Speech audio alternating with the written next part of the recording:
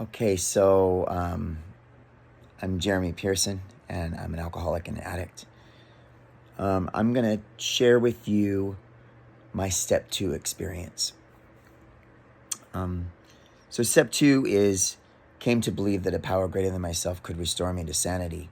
And I know for a lot of people, this could be about figuring out if they believe in God or what their higher power is going to be, dealing with issues of religious trauma, having to deal with what they've been forced to believe in the past, or maybe how they've been rejected by people in religion in the past. Mine didn't have anything to do with that. My relationship with God and spirituality was always comfortable for me, but I wasn't able to stay sober. So I was going to have to figure out something different.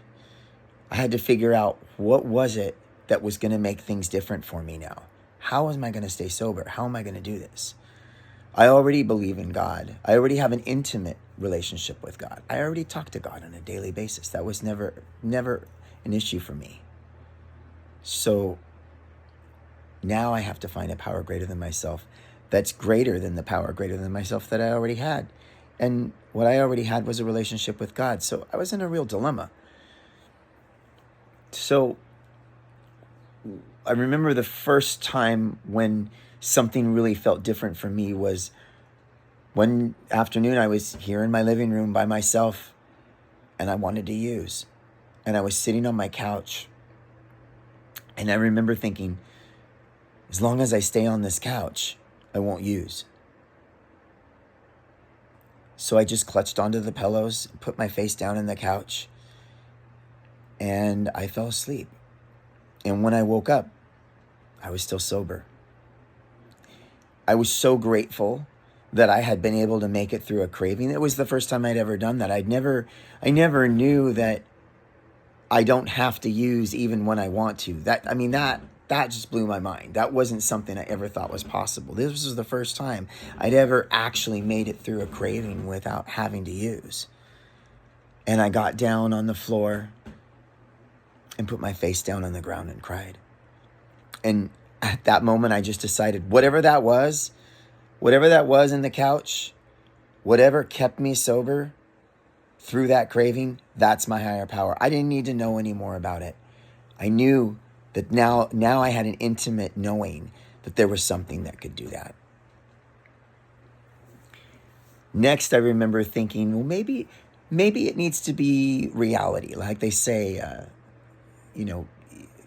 living life on life's terms. And I thought, yeah, that's it. Because I definitely, when I'm getting loaded, I'm not living life on life's terms. So I thought I would try that. And then the next thing I knew, I'm at a meeting and I'm getting in an argument with someone because I don't agree with the way they're doing things. And I stormed out, walked home.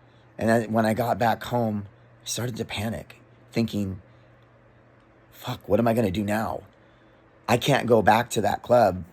That person's in every meeting. And I started to think, I don't know if I'm going to be able to do this. Because that was where I was finding my safe space. And now I had just fucked it all up.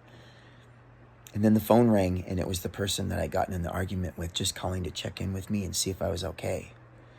And I'm emotional just thinking about it right now. I wasn't expecting that. He just wanted to make sure I was okay. And I thought to myself, okay, wait a minute. This is different. Just the fact that someone